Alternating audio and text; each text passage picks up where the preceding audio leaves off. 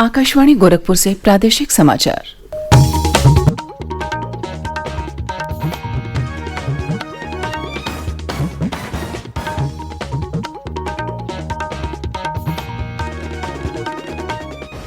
नमस्कार, समाचार बुलेटिन के साथ में शिवानी अरोरा। पहले मुख्य समाचार।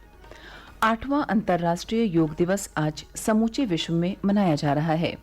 प्रधानमंत्री नरेंद्र मोदी ने कर्नाटक के मैसूर में योगाभ्यास कार्यक्रम का नेतृत्व किया। कहा, योग ने विश्व में स्वास्थ्य को नई दिशा और निरोगी जीवन का विश्वास दिया।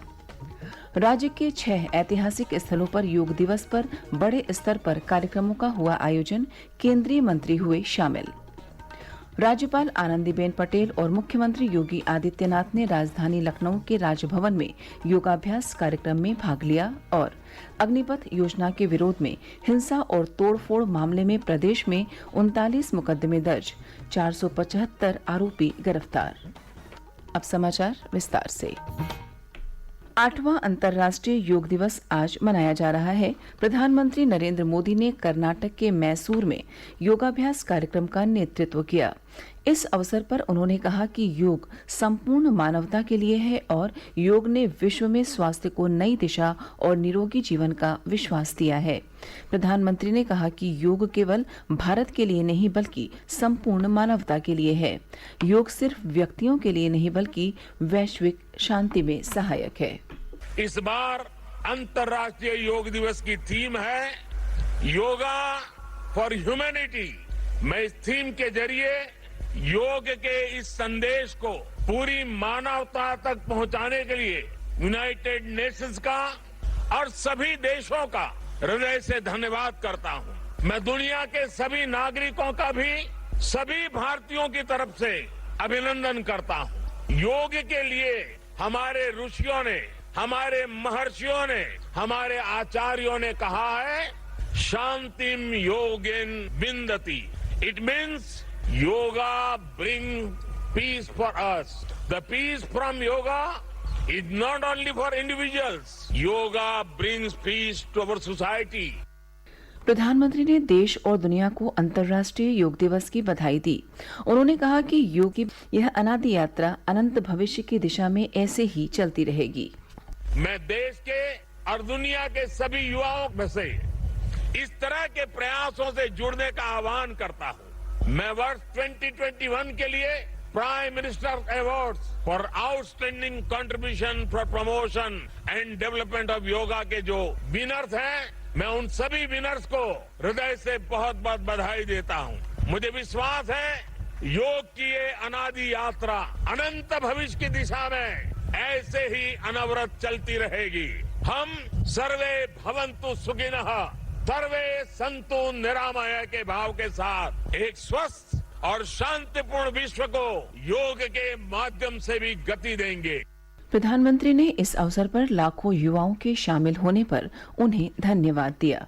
आजादी का अमृत महोत्सव वर्ष में हो रहे अंतर्राष्ट्रीय योग दिवस पर देश के 75 प्रतिष्ठित स्थानों पर योग दिवस का आयोजन किया गया। कई केंद्रीय मंत्रियों ने इस स्थानों पर योग कार्यक्रमों में भाग लिया। प्रदेश के 6 ऐतिहासिक स्थलों लखनऊ, अयोध्या, जौनपुर, कुशीनगर, फतेहपुर सीकरी और हस्तिनापुर को भी इसके लिए चुना गया था, जहां बड़े स्तर पर योग दिवस समारोहों का आयोजन हुआ।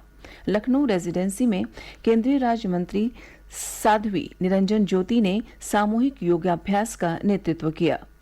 उप मुख्यमंत्री केशव प्रसाद मौर्य भी यहां योग दिवस कार्यक्रम में शामिल हुए। कुशीनगर के बौद्ध मंदिर में केंद्रीय सामाजिक न्याय एवं अधिकारिता राज्य मंत्री रामदास अठावले ने योग दिवस समारोह का नेतृत्व किया।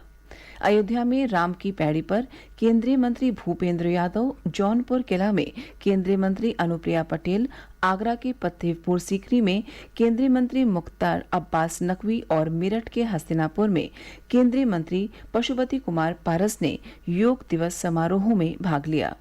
इन स्थानों पर बड़ी संख्या में लोगों ने योगाभ्यास किया। प्रदेश में भी अंतर्राष्ट्रीय योग दिवस पर बड़े स्तर पर सामूहिक योगाभ्यास का आयोजन किया गया। राज्य के 75,000 स्थानों पर लोगों ने योगाभ्यास किया। राज्यपाल आनंदीबेन पटेल और मुख्यमंत्री योगी आदित्यनाथ ने लखनऊ के राजभवन में योग समारोह में भाग लिया। अपने संबोधन में राज्यपाल ने कहा कि योग भारतीय ऋषि मुनियों का विश्व को दिया गया अनुपम उपहार है। उन्होंने कहा कि योग किसी एक विशेष दिन का आयोजन न बनकर हमारे जीवन का अभिन्न हिस्सा बनना चाहिए। राज्यपाल ने कोविड महामारी के बाद देश भर में बड़े स्तर पर योग दिवस कार्यक्रमों के आयोजन पर खुशी व्यक्त की। उन्होंने कहा कि आज की शहरी जीवन शैली में योग प्रत्येक व्यक्ति के स्वास्थ्य के लिए अत्यंत महत्वपूर्ण हो गया है। मुख्यमंत्री योगी आदित्यनाथ ने कहा कि अंतर्राष्ट्रीय योग दिवस पर देश के 25 करोड़ लोगों ने एक साथ योगाभ्यास किया। प्रदेश के 75,000 स्थानों पर सामूहिक योगाभ्यास का आयोजन किया गया, जिसमें 3.5 करोड़ की तुलना में करीब 5 करोड़ लोगों ने एक साथ योगाभ्यास किया। उन्होंने कहा कि योग का महत्व पूरे विश्व ने कोरोना महामारी के दौरान समझा। श्री योगी ने कहा कि योगाभ्यास तन मन को स्वस्थ रखने का सबसे अच्छा माध्यम है। प्रदेश के विभिन्न जिलों, शहरों, कस्बों, गांवों के साथ साथ शैक्षिक संस्थानों, पार्कों, नदी और सरोवरों तटों पर आज सुबह सामूहिक योगाभ्यास का आयोजन किया गया। वाराणसी के खिड़किया घाट स्थित नमो घाट पर प्रदेश सरकार के पर्यटन मंत्री जयवीर सिंह ने योग दिवस कार्यक्रम में भाग लिया। यहां आजादी की 75वीं वर्षगांठ पर लोगों ने 75 की आकृति में बैठकर योग किया। देवरिया में समाज कल्याण, अनुसूचित जाति एवं जनजाति कल्याण राज्य मंत्री संजीव गोंड ने योग दिवस कार्यक्रम में भाग लिया। फर्रुखाबाद में राज्य मंत्री सतीश चंद्र शर्मा सहित जनप्रतिनिधियों और अधिकारियों ने लोगों के साथ योगाभ्यास किया। सहारनपुर में कैबिनेट मंत्री बेबी रानी मौर्य ने योग दिवस कार्यक्रम का नेतृत्व किया। गोरखपुर में आयुष विभाग की ओर से दिग्विजयनाथ पार्क में सामूहिक योगाभ्यास में बड़ी संख्या में लोग शामिल हुए। सदर सांसद रवि किशन ने यहां योगाभ्यास का नेतृत्व किया। श्रावस्ती जिले में अलग अलग स्थानों पर 2 लाख से अधिक लोगों ने योगाभ्यास किया। विधायक रामफेरन पांडे ने जगजीत इंटर कॉलेज में योगाभ्यास किया।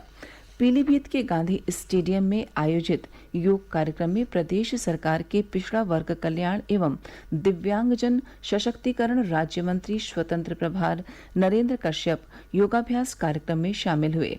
जिले में गोमती उद्गम स्थल सहित 10 प्रमुख स्थानों पर योग शिविर का आयोजन किया गया।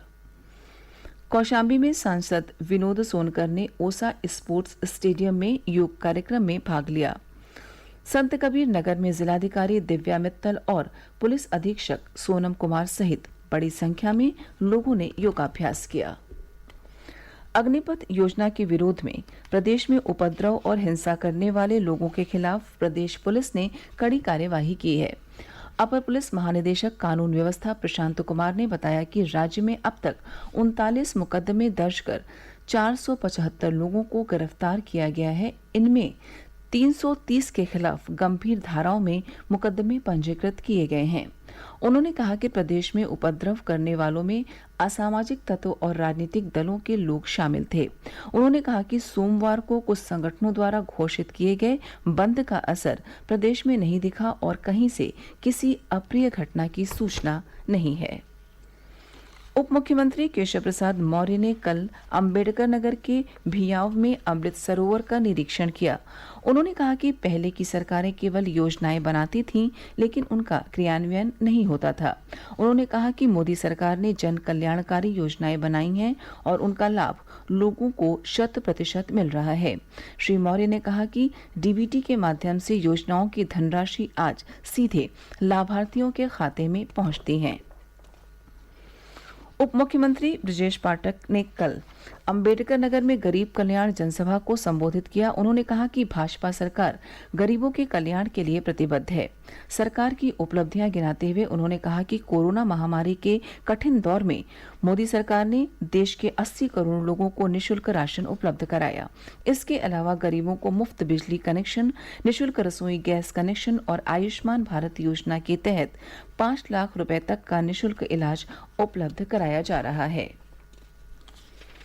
मौसम विभाग ने अगले 2-3 दिनों के दौरान प्रदेश के पूर्वी भागों में 1 या 2 स्थानों पर वर्षा होने का अनुमान जताया है। पश्चिमी उत्तर प्रदेश में इस दौरान मौसम शुष्क बना रहेगा। मानसून धीमी गति से आगे बढ़ रहा है। और अंत में इस बुलेटिन के मुख्य समाचार एक बार फिर। 8वां अंतर्राष्ट्रीय योग दिवस आज समूचे विश्व में मनाया जा रहा है। प्रधानमंत्री नरेंद्र मोदी ने कर्नाटक के मैसूर में योगाभ्यास कार्यक्रम का नेतृत्व किया। कहा, योग ने विश्व में स्वास्थ्य को नई दिशा और निरोगी जीवन का विश्वास दिया। राज्य के 6 ऐतिहासिक स्थलों पर योग दिवस पर बड़े स्तर पर कार्यक्रमों का आयोजन हुआ। केंद्रीय मंत्री हुए शामिल। राज्यपाल आनंदीबेन पटेल और मुख्यमंत्री योगी आदित्यनाथ ने राजधानी लखनऊ के राजभवन में योगाभ्यास कार्यक्रम में भाग लिया और अग्निपथ योजना के विरोध में हिंसा और तोड़फोड़ के मामले में प्रदेश में 39 मुकदमे दर्ज, 475 आरोपी गिरफ्तार। इसी के साथ प्रादेशिक समाचार समाप्त हुए। नमस्कार।